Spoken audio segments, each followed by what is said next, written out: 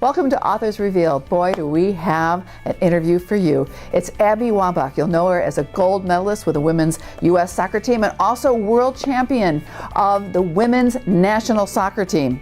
She has had more goals than any man or woman in international soccer play, but she's here with an incredible called Wolfpack. This is about becoming who you are, becoming a part of the Wolfpack, supporting one another, but being as strong as you can be.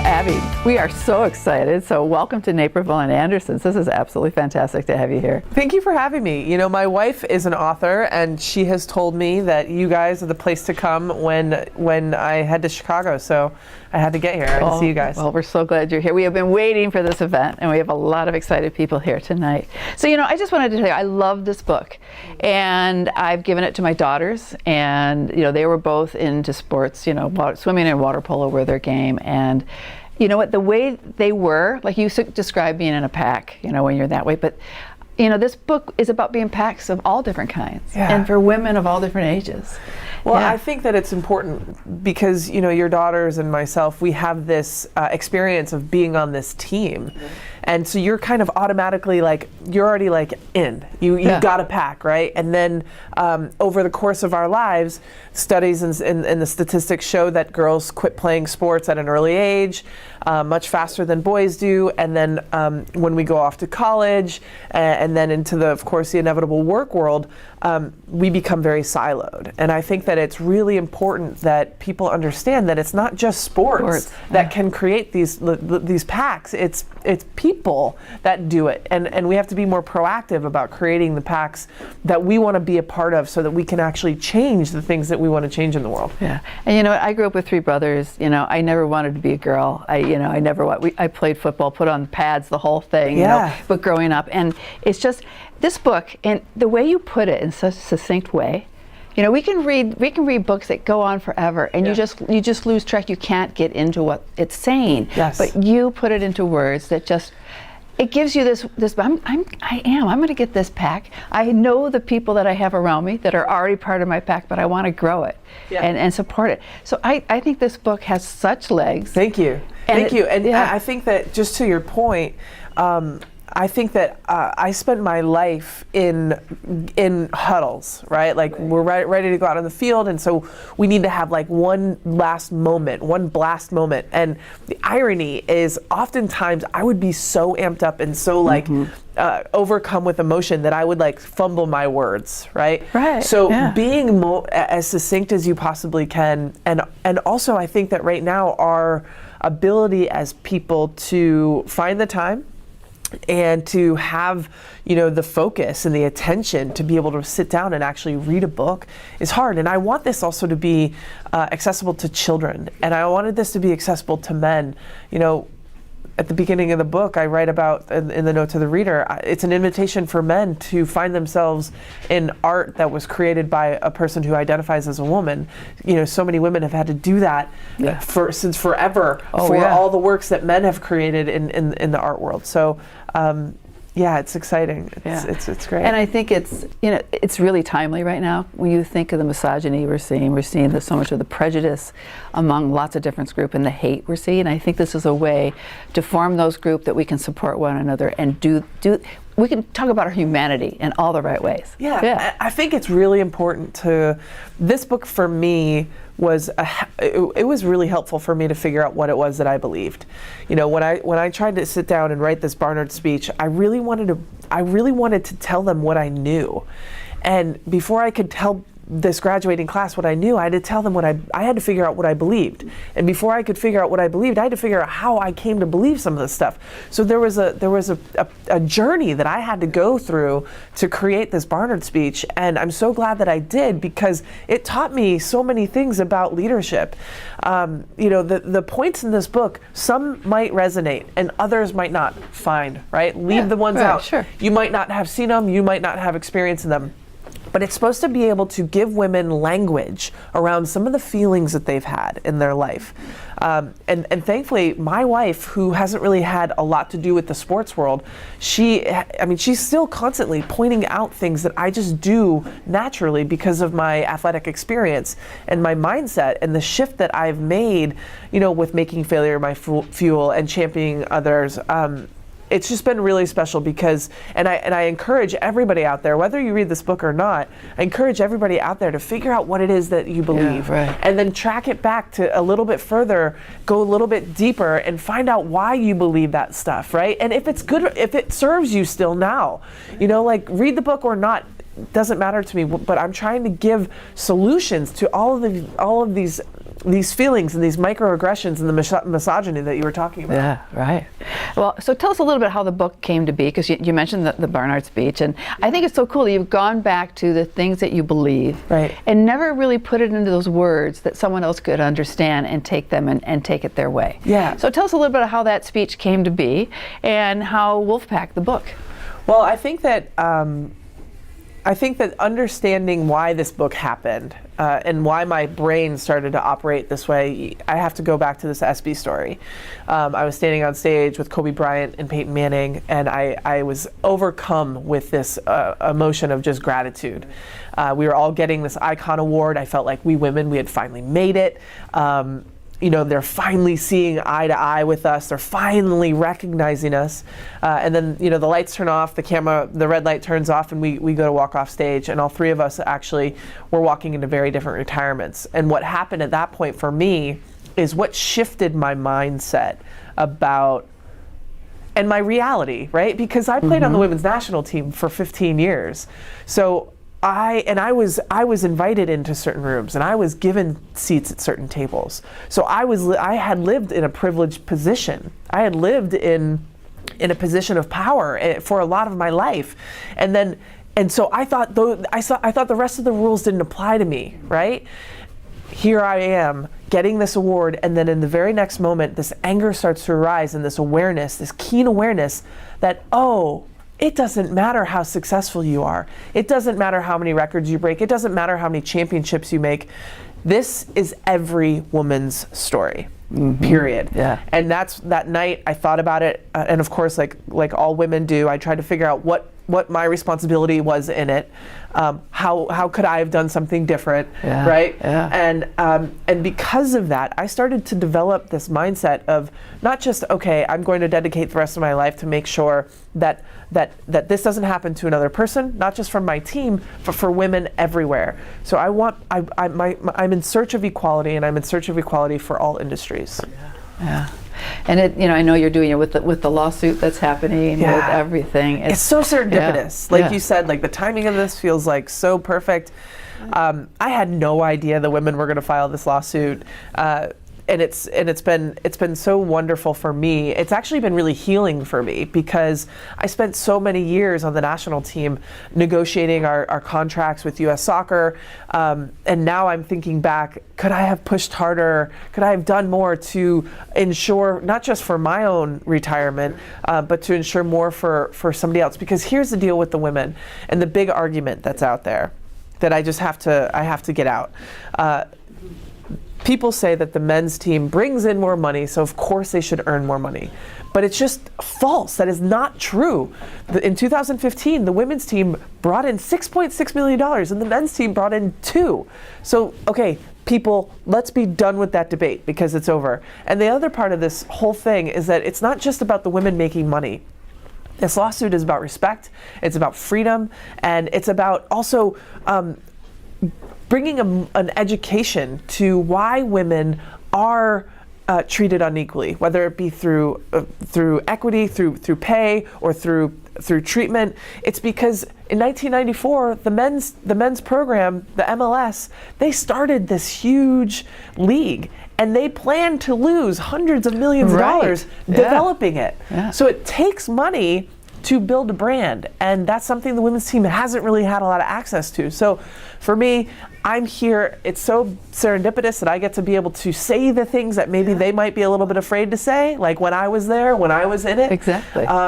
And hopefully this shows that this this potential win for the women's national team could be a bigger, broader win for women everywhere. Everywhere. And when you think about, there's always the stats that come out, 82 cents to the dollar, Yes. or talking about how few women are at the top of the major corporations. Yes. I mean, we can go on and on and on Yes. with the inequalities of what happens between women performing as well or better and not. Well, we haven't even discussed that. Well, we yeah, haven't even discussed the fact that the women's team, and this is not to slight the men, but the women's team actually wins championships. Yeah. And they win Olympics and World Cups. Like, so there is nothing about this debate that makes sense for these women to be getting paid less than. And listen, we're not saying the women deserve to be paid more, though there's actual argument for that. Well, yeah, but for we're sure. not saying that. That's not the opposite of patriarchy is not matriarchy. We are not asking for more. We just want to be treated equally.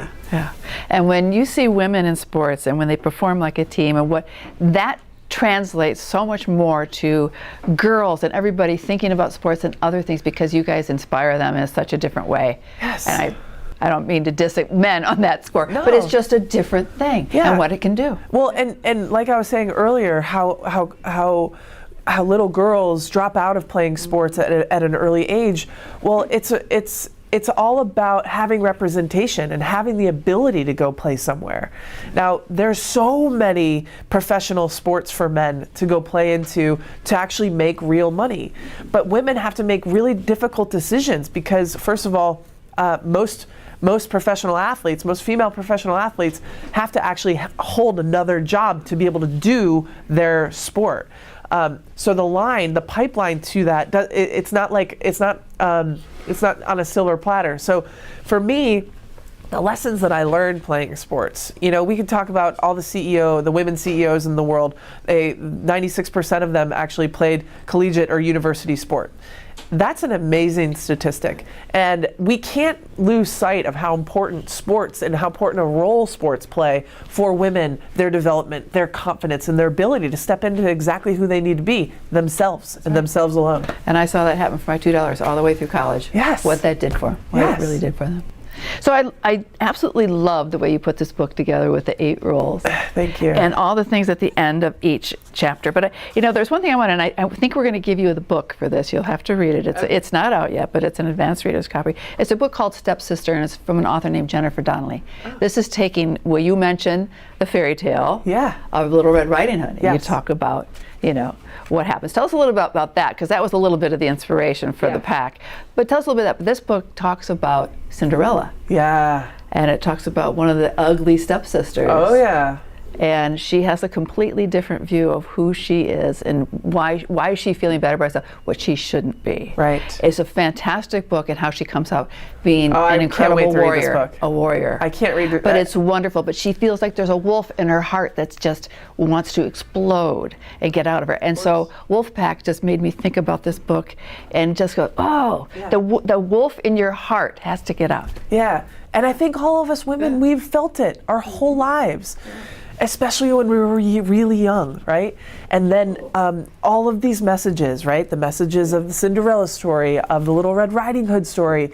And it makes you start thinking about yourself because, Little Red Riding Hood's a girl. What is this message? What is this story trying to tell us about what it means to be a girl? I need to stay on the path. If I go off the path, what's going to happen? The big bad wolf is going to come and all heck is going to break loose, right? So for me, flipping this fairy tale on its head is about talking about the mixed messages we send our girls and our boys at very young ages and what that does to the human psyche. I was lucky enough to play sport, and I was really lucky enough to be really exceptional at it at a young age. That gave me a level of confidence that not many kids have access to. That's a privilege, right? And now I sit in a privilege of fame, right? And I have access like I never had before. And so being able to retell and redefine what these stories meant to me was really healing and I think important. And I think all of us have to figure out, okay, how have I been indoctrinated? Was it religion? Was it the church? Was it Was it the fairy tales? Was it a poor family member? Whatever it was, we have to kind of go deeper into why we know what we know, so that we can start figuring out what it is that we believe, and if it's in line with what we want out of our life. 1 + 1 = 2, and if your life seems to be 1 + 1 = 4, and it doesn't make sense, it's like I keep hitting these roadblocks. Well, you have to actually do some real research into yourself before you can move forward and have a true blessed life. Well, it's like flipping that story for yourself individually. Yeah. But also to flipping the story, because you have 2 daughters. Yes. Flipping the story for the younger girls in our lives, right? Yeah. Too. Yeah. Because we definitely have to flip the story and how it's told. No doubt, and I think that's what this book is for me. Yeah. It was a huge inspiration for me to write it. I dedicated the book to our youngest daughter, Emma, and this is a book that I want them to read, and I want them to come back to, because sometimes I get it, life is really hard and it's confusing, and the culture and the way that the culture is trying to impress upon us, the values, you're always trying to redefine yourself. You're always trying to work. And this is something that I think that people and women can continue to come back to time and time again throughout their life. Right. And one of my favorite chapters was the lead from the bench. Yeah. I love that chapter. Yeah. And the examples you give on each one of the chapters are so brilliant.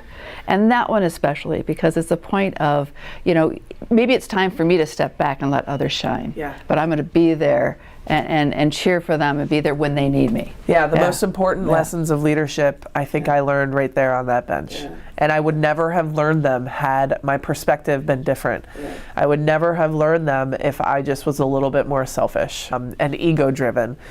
I think that it's so important because throughout my whole book, these are my personal stories, but the whole idea is for every person to find themselves in some part of these stories.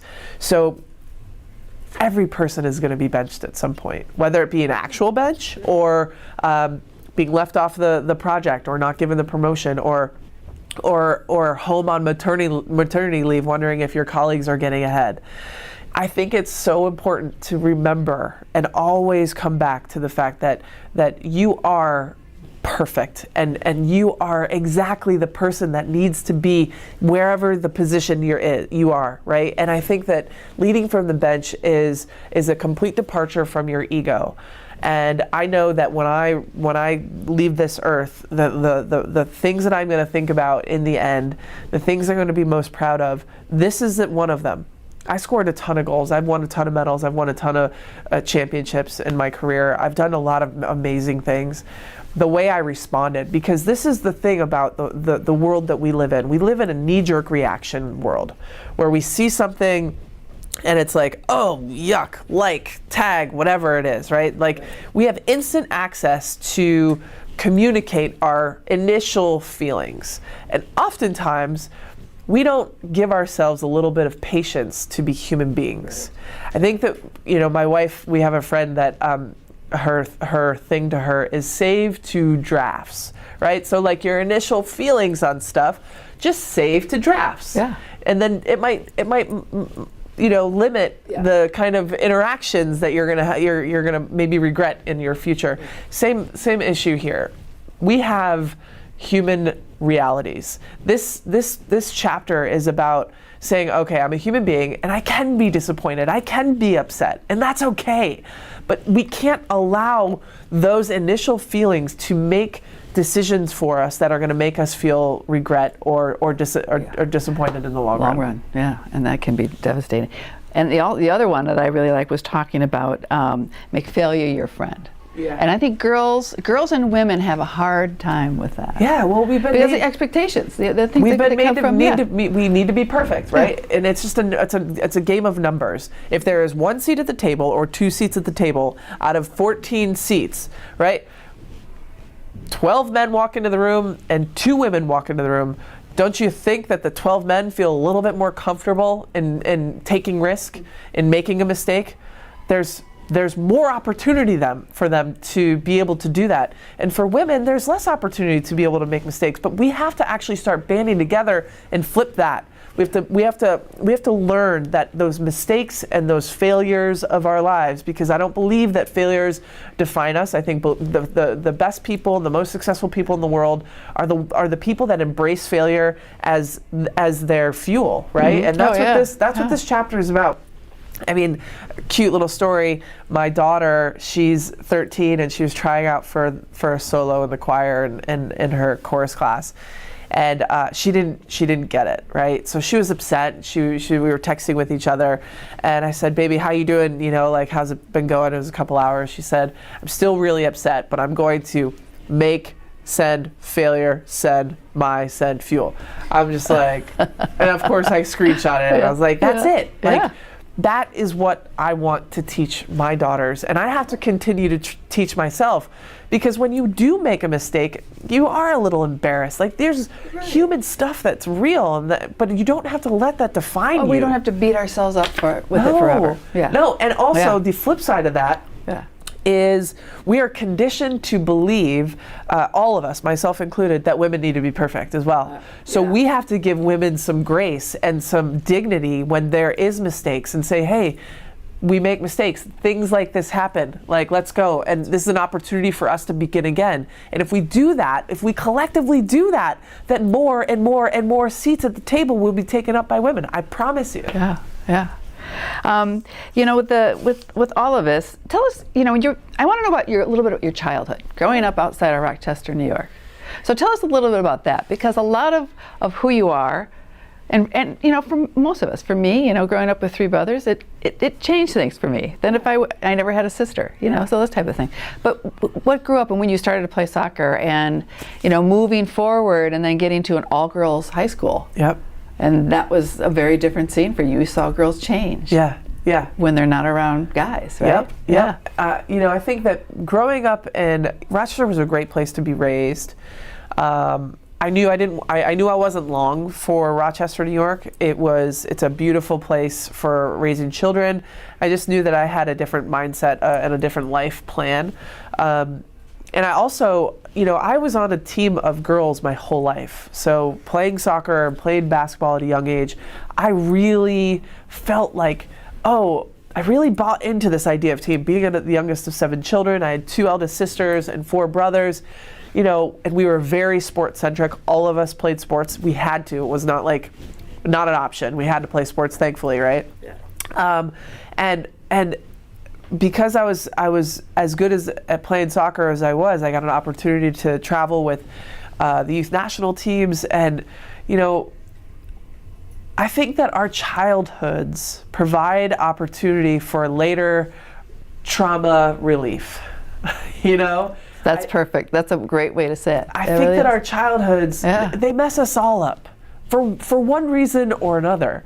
You know, like one of my friends actually said, like, your parents, like, they're going to mess you up. It's just a matter of how much or how little, right? Like, it's just inevitable. Their job. Yeah. Like, and so that's the kind of humility I take on when I'm parenting my own kids. Like, I'm totally going to mess up, and it's actually really been super healing for me, because I get to teach and parent my children in ways that heal certain childhood traumas that I experienced, because I get to do it differently, right?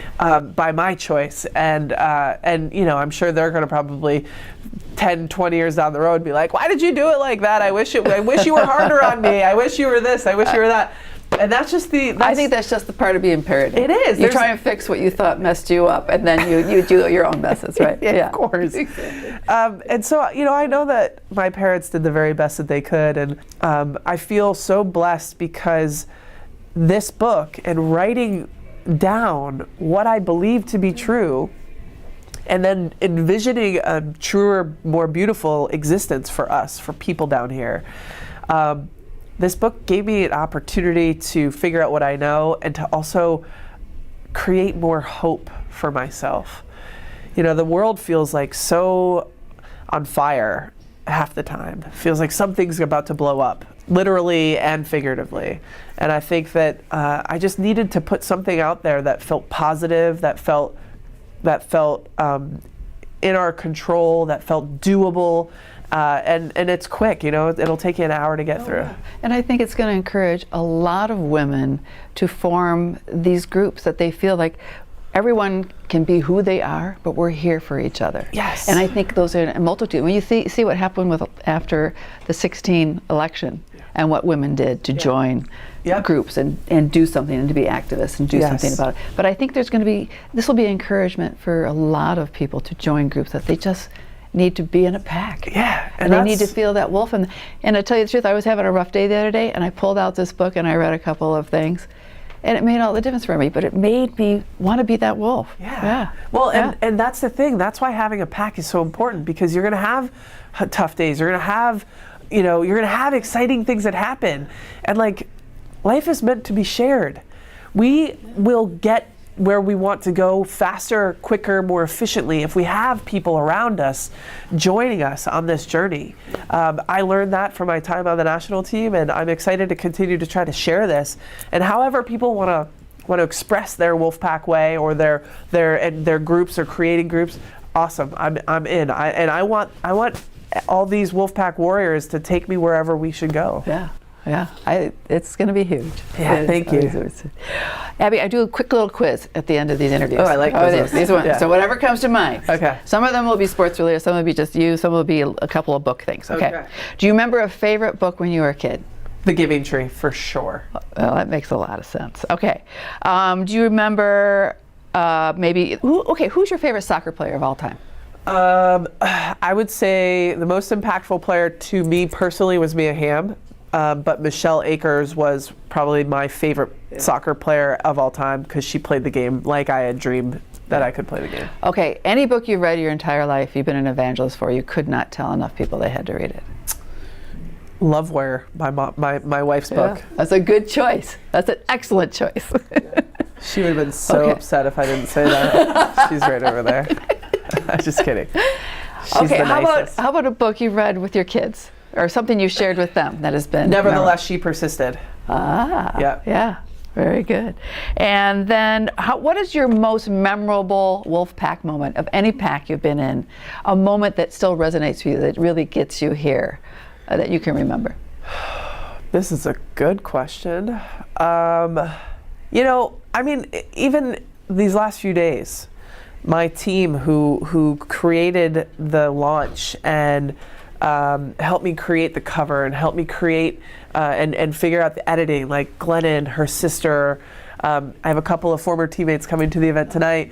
I have, I created a leadership company called Wolfpack Endeavor, and we're doing a session here in Chicago, and they're all here tonight. There's 20 women here tonight. It's like, my mind is blown that though I was once a part of a different Wolfpack of the national team, and still very much a part of all of their lives and forever will be, I have to continue to create my new Wolfpack in my new life, in the journey of life, because life is long and you've got to keep adding people year after year and just keep making your Wolfpack bigger.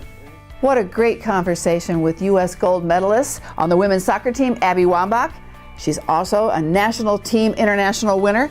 This is a wonderful new book she's written called Wolfpack. It's how to come together, unleash our power, and change the game. A wonderful book for women about becoming who you are and joining a pack and becoming the wolf and supporting one another. You've got to read this one. Thanks for joining me on Authors Revealed.